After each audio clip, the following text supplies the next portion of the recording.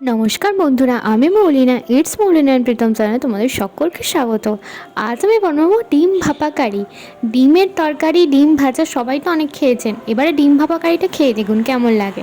তো প্রথমে আমি এখানে কড়াতে জল দিয়ে গরম করতে দিয়ে দিয়েছি। আমি এই কড়াটার মধ্যেই ভাপাবো ডিম দুটি।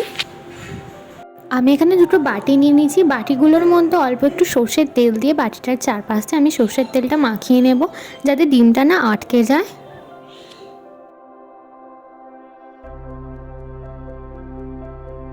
এবার দুটো ডিম দুটো বাটির মধ্যে দিয়ে দেব ফাটিয়ে।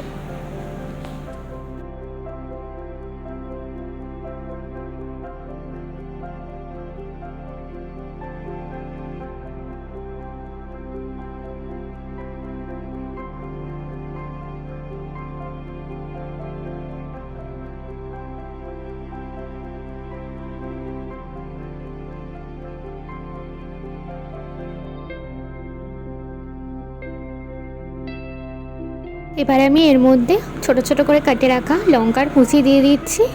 এটা অপশনাল, দিতেও পারেন নাও পারেন। তারপরে আমি এর মধ্যে দিয়েছি গোলমরিচের গুঁড়ো,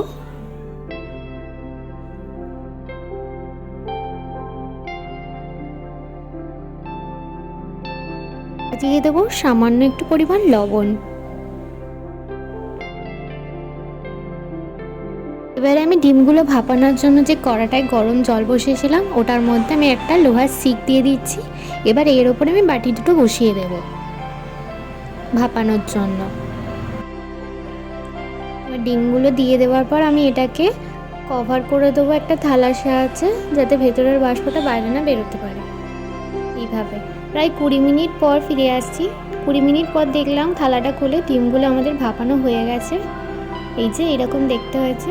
এবার আমি এটাকে নামিয়ে নেব একটা থালার মধ্যে। একটু ঠান্ডা হলে আমি এগুলোকে বের করে নেব।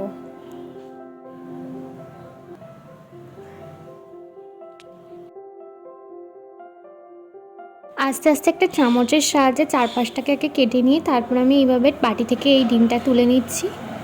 এই যে পুরো ভাপা পিঠের মতো দেখতে লাগছে। এইভাবে বের করে নেওয়ার পর আমি এদিকে কড়া বসিয়ে দিয়েছি।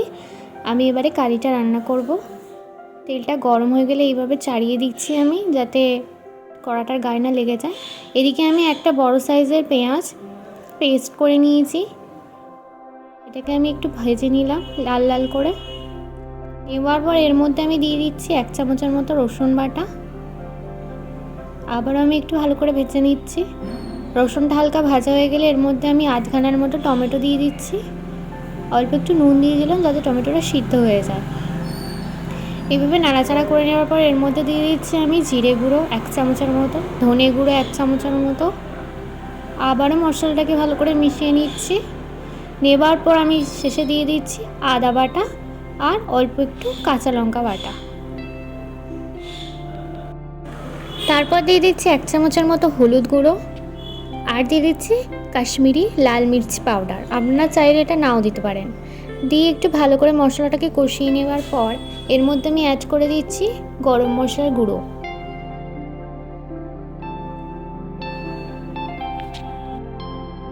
মশলাটা থেকে তেল ছেড়ে বেরোলে এবার এর মধ্যে আমি 1 কাপের মতো জল দিয়ে দিলাম।